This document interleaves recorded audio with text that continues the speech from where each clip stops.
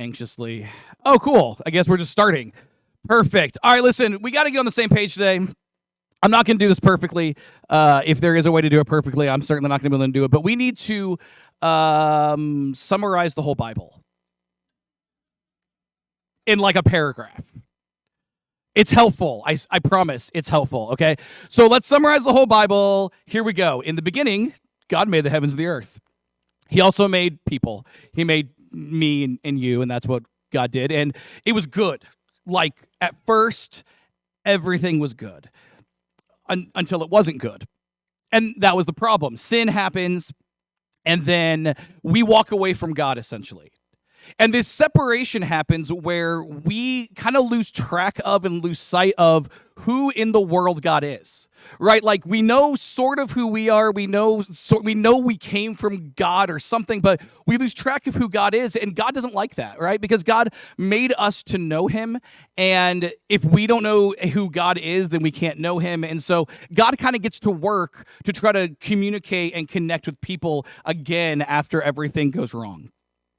He tries kind of with everybody. It doesn't work. And then he has this idea of, I'll pick one person with one family, that's one nation. It's Israel, and I'll work through them. And like, it kind of works. Like, to a degree, they introduce and preserve this idea that there is one God who loves everyone, monotheism, into the human consciousness. But like, it only works so well. And so throughout history, people keep messing up, and God keeps trying to share, and people keep messing up, and God keeps trying to share. And finally, one day, God says, here, I got to do something different. We got to go a different path, a different tact, a more dramatic path, a more dramatic tact. And he says, I'm just going to become one of the people. And so God becomes a person, and his name is Jesus. And Jesus shows everybody exactly who God is. He shows exactly the nature of God, the character of God. If you want to know who God is, what God might do in a given situation, what God might say in a given situation, what God might not do in a given situation, what God might not say in a given situation, you look at Jesus. That's the answer. If you want to know who God is, you look at Jesus. And there were a lot of people who believed in that, a lot of people who followed that, a lot of people who trusted that. But most people didn't. Particularly the powers that be in the world did not want to accept this, did not want to believe in this. And so as a result, Jesus ends up getting killed. He ends up executed on a Roman cross, the big power of the day. And he's crucified. And everybody thinks, okay, that's it. But then a couple days later, 3 by the way they count, really not 3 by the way we count, but let's go with it because, counting is hard. So 3 days later, Jesus comes back from the dead. And his disciples see him, and people who weren't his disciples see him, and lots of people see him. And for like a month and change, 40 days, people see Jesus, who is God, who had died and now is alive again. And then Jesus says, okay, those of you who believe in me, disciples, apostles, whatever name you want to give it, I am going to give you guys the job of telling everybody all over the world about me. And you're going to start this thing called the church. And Jesus leaves. He ascends to heaven, and he leaves his disciples in charge of communicating this message to everybody. And the church exists as a place where everybody is welcome to have faith and be invited to know God. And God is communicated through Jesus and now the church until one day, somehow, some way, nobody knows for sure. If anybody else tells you that they do, they're lying, run away from them. Everything that's been broken will be put back together and everything's going to be fine. How'd we do? That basically it? Start to finish? Right? Essentially. I mean, we left out like David and Goliath. I know. There's probably some things you thought were really important that we left out, and that's true, but I just want to do it in like a paragraph, right? I wanted us all to get on the same page because I just want to ask a question. And I'm not arguing with God or his plans or what he's doing. Like I mean, I've done it a bunch, but like I don't like being in the habit of arguing with God and his plans and all of that. But here's a question. Why did Jesus leave? Like, you go to all that trouble. And look, I don't know. Look, God is the creator of like existence. You know, like the like reality exists because God said he wanted reality to exist. I don't know if any of this is hard. You know, I don't know if it's difficult to make reality and the heavens and the earth and people, and I don't know any of that, but whatever trouble God went to, this was a long plan, right? Like this was a lengthy thing. We condensed it, but it's a lengthy thing. To go through all of the trouble of moving through and in history just to leave? A month after the resurrection, he's gone again? Why leave? Why ascend back to heaven and say, I'm going to give this to you, disciples? Why do that? Here's the thing. This is not even my question. This is not my question. This is a question that the very first people who witnessed and experienced this, it's a question they had. And I know you're going to say, I'm about to read a Bible verse. You're going to say, well, I didn't see a question, but bear with me. This is what we read in the book of Acts, chapter 1, this event called the Ascension. It goes like this. It says, after saying this, after he talked to him about a bunch of stuff, Jesus was taken up into a cloud while the disciples were watching, and they could no longer see him. As they strained to see him rising into heaven, two white-robed men suddenly stood among them. Men of Galilee, they said, why are you standing here staring into heaven? Jesus has been taken from you into heaven, but someday he will return from heaven the same way you saw him go. Now, look, you're going to say, well, there's no question there, but let me tell you, there is a question. Some questions go unspoken. I know it seems like there's angels all over the Bible, but please understand, particularly in the New Testament, there's a principle about God sending angels that we need to know. God only really sends angels in like extreme circumstances, right? If there is a problem that needs solved or a situation that needs to happen and people are going to have a hard time with it, or people are not going to do it without some prodding, maybe, God sends an angel. Like, for example, there's Mary. She's going to be God's mom. And she's like a teenager. She probably has no interest in doing this. Like, if you asked Mary one day, like, hey, you want to be God's mom? She's going to be like, get away from me, weirdo. Right? Like, so she needed God to send an angel to have a conversation, to explain to her, this is what's going to happen. This is what we're going to do. This is the big picture. This is it, right? The angel was here for a dramatic thing. Same thing when Jesus was actually born, right? God wants people to know that you know, he's been born as a person. And so God sends like a choir of angels to talk to the shepherds, right? Like, again, the shepherds, if you just told the shepherds, hey, God was born in that city over there, they're going to say like, man, we got these sheep and we'd rather talk to them than you because you sound crazy. So God sends angels to the shepherds. This is the principle. Same thing again, resurrection. What happens? They find an empty tomb. They're sitting around trying to figure out what it is. Some angels show up and say, what are you doing? He said he was going to do this. I don't know how you missed this. He talked about it all the time. I can't believe we're having this conversation. Dramatic situation. You need some prodding. God sends an angel. So in this case, in this ascension, Jesus is like, okay, guys, I've given you all the instructions you guys need. I've told you all the things I need to tell you. You're going to start the church. You're going to go into all the world. You're going to preach to everybody. You're going to tell all the Jews and the Gentiles. Everybody's going to be welcome. It's going to be great. You're going to do this. I'm going to leave. Have a good day. The disciples are just staring into the sky like, what just happened? Why would he leave? Like, he went through all the trouble, 3 years of ministry. 3 years of preaching, going to go to all the trouble of dying on the cross and raising from the dead, and then like walking through walls to have dinner with us. He's going to go through all of this trouble just to leave after a month?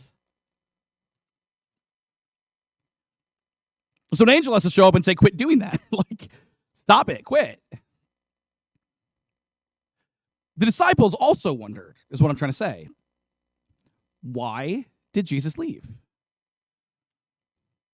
Not the only one, by the way.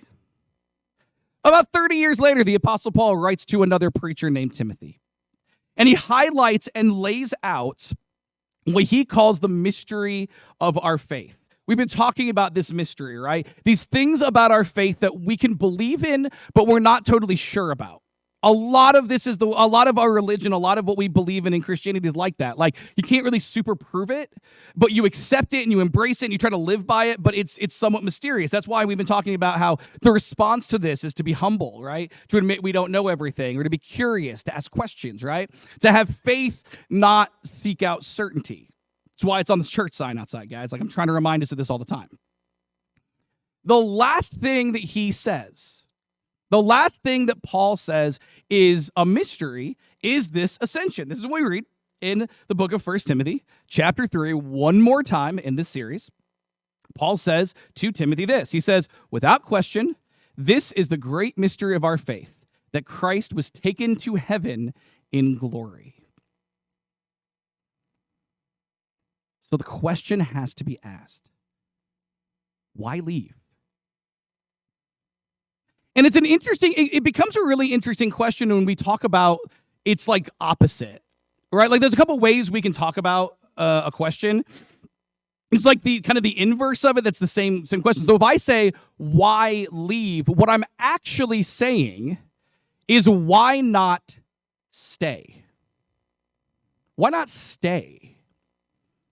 We're talking about the creator of everything. We're talking about the creator of heaven and earth. We are talking about an eternal being, which means it was totally on the table for Jesus to just raise from the dead and then hang out till like today. We could just watch TV and there's Jesus on TV doing miracles.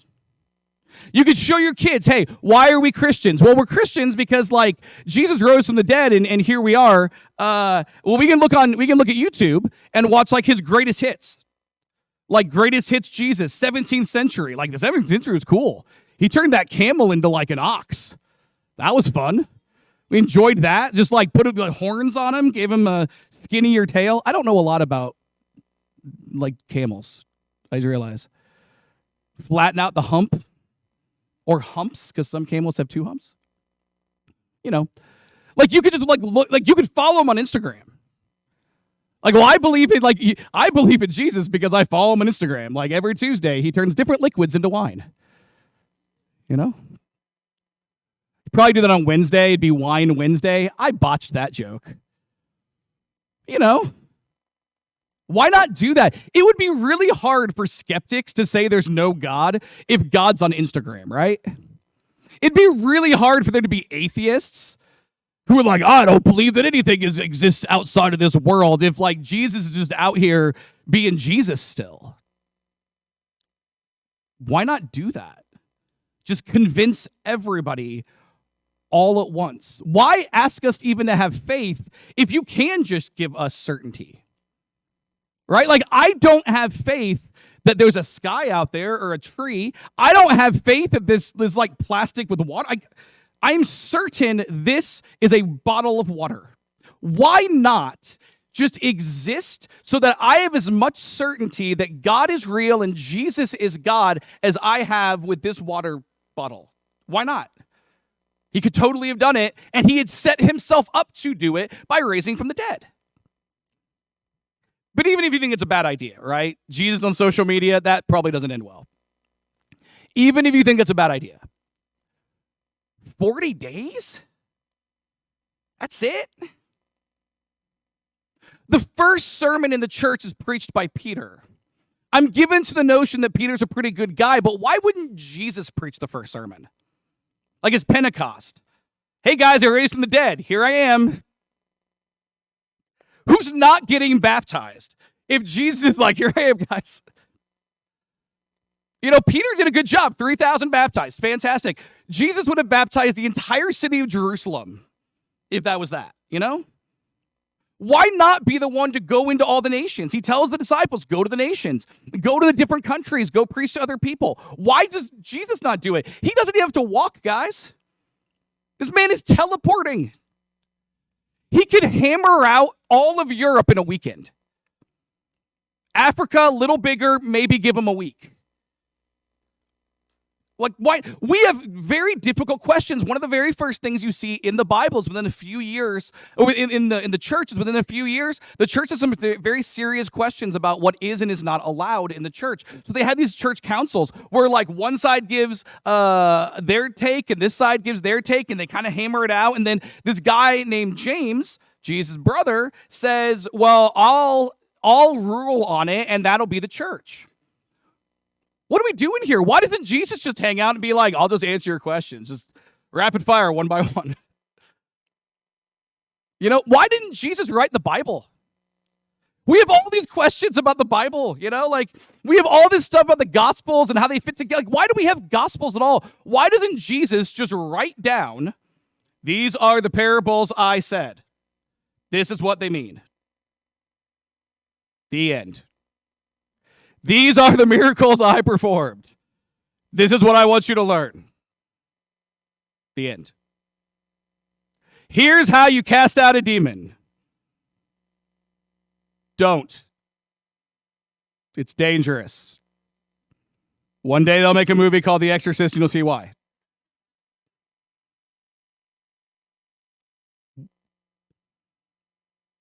Why depend on anybody to do that?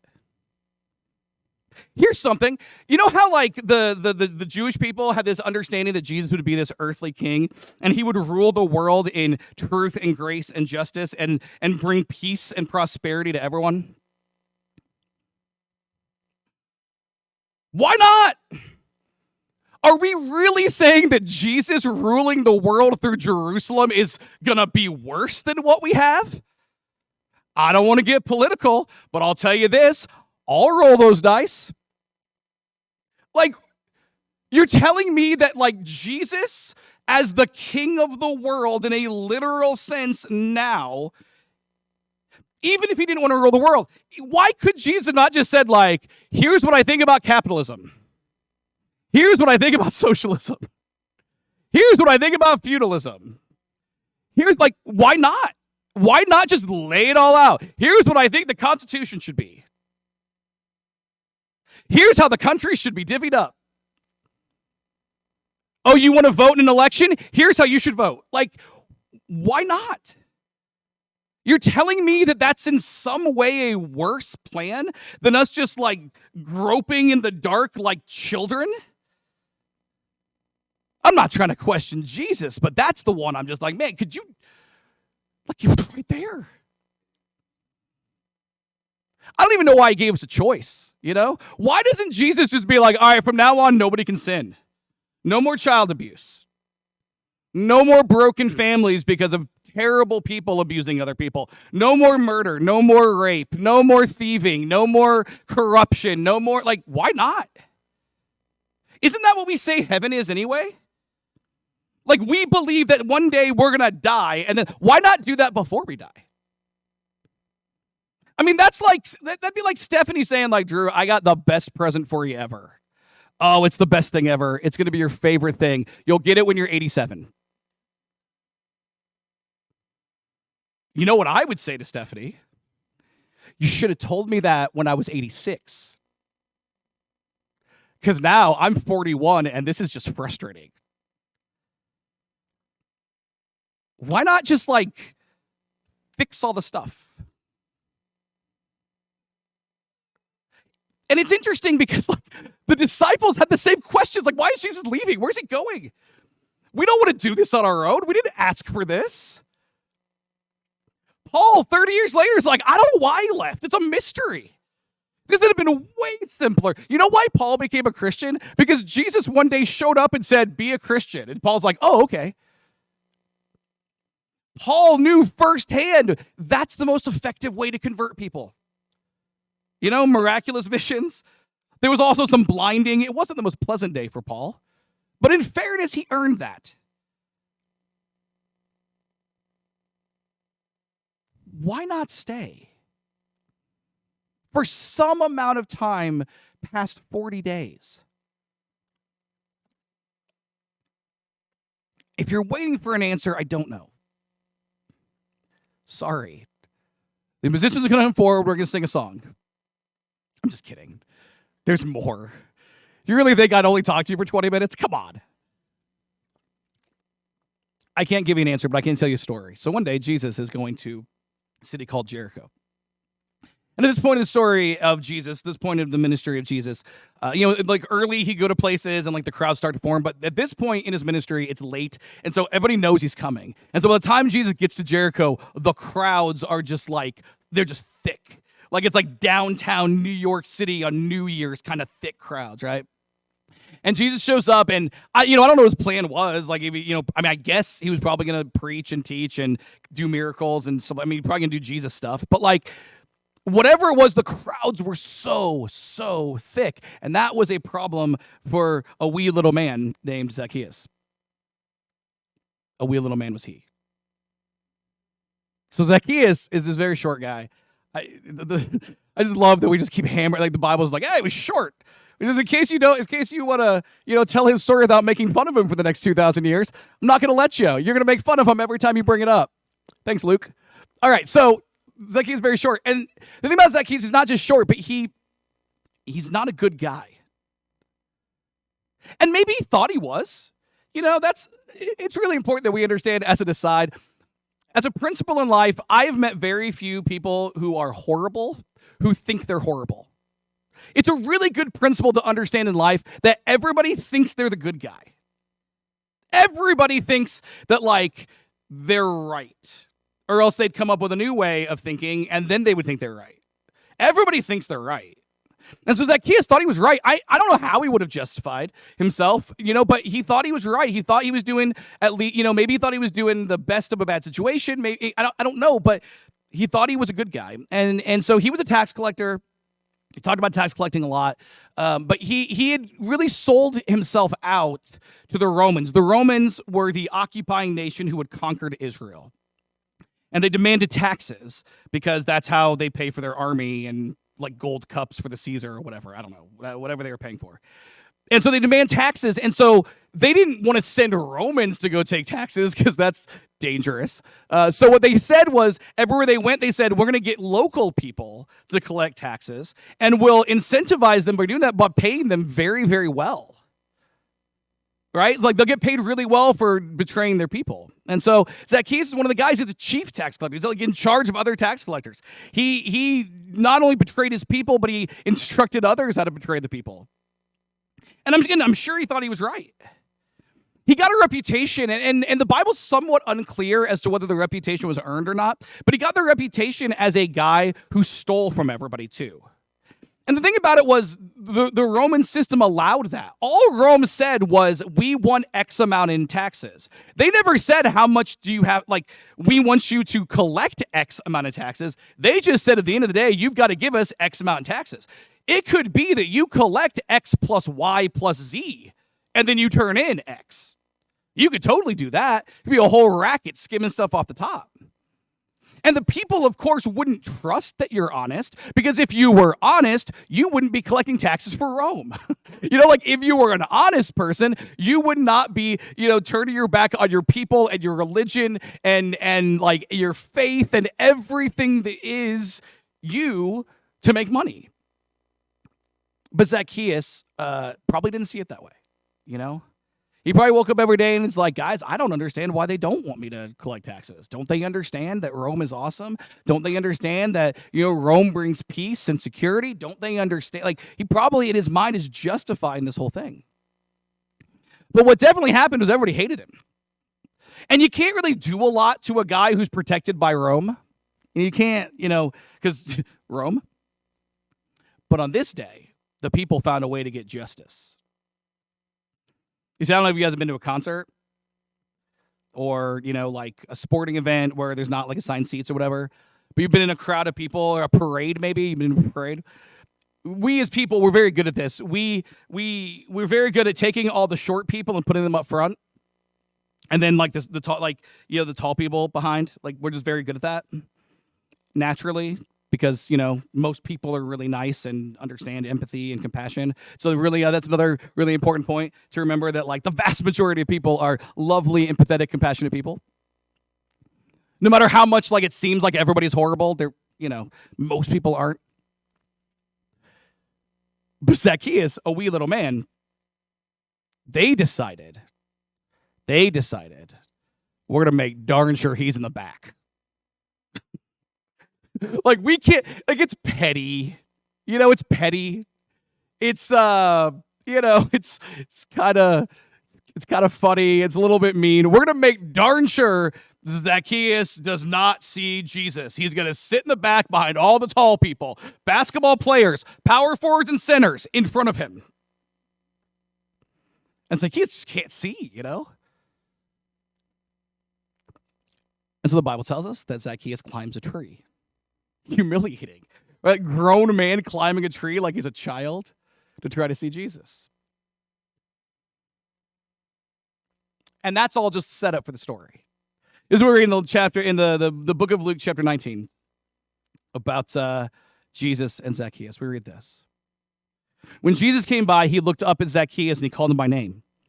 Zacchaeus, he said, quick, come down. I must be a guest in your home today.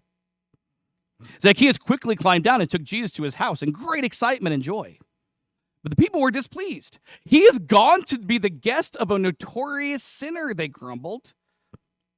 Meanwhile, Zacchaeus stood before the Lord and said, I will give half my wealth to the poor, Lord. And if I have cheated people on their taxes, I will give them back 4 times as much. Jesus responded, salvation has come to this home today. For this man has shown himself to be a true son of Abraham. For the Son of Man came to seek and save those who are lost. Good story. You guys love that story. We all love that story. Who doesn't love that story? I mean, the people who hated Zacchaeus, they didn't love that story, but of us, like, we all love the story. It's really a familiar story. The thing with familiar stories is we can sometimes miss really obvious things that are familiar.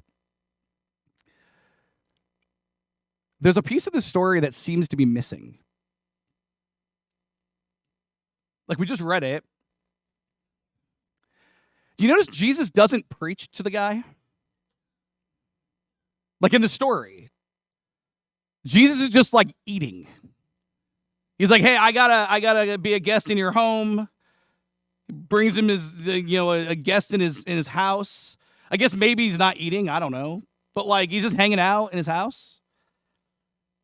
There's nothing here where Jesus says, Zacchaeus, you have to do this. There's nothing here where Jesus performs a miracle to like coerce him into it. There's nothing where Jesus threatens him and says, like, I'm going to punish you if you don't do this. There's nothing there. Jesus hangs out with Zacchaeus and spontaneously on his own, Zacchaeus says, oh man, if I've been wrong, I should change. And Zacchaeus, on his own, in the story, by himself, unprovoked, unprompted, makes the decision to repent and change. And then Jesus says, oh, that's great. I love that.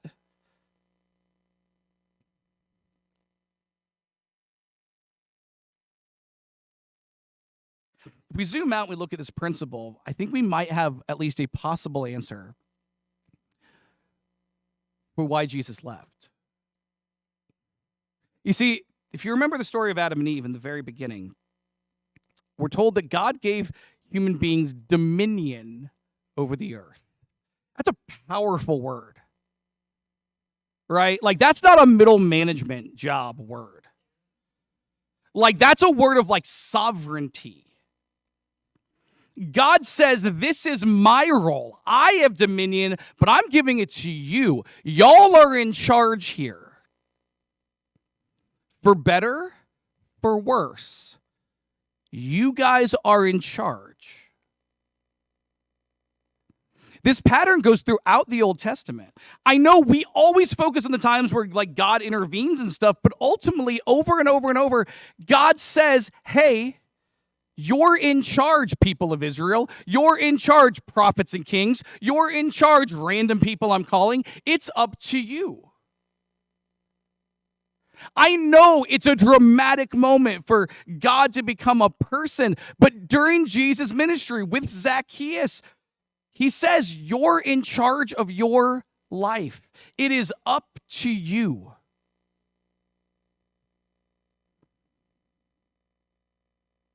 It's interesting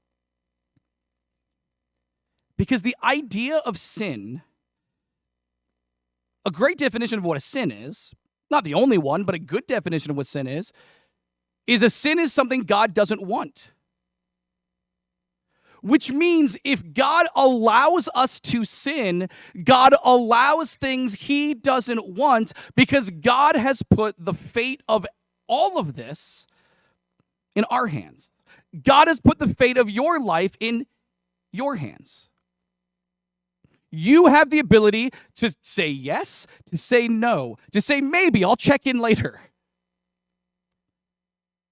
God has given you a choice. And even when you choose poorly, that choice is a reflection of the grace and gift of God.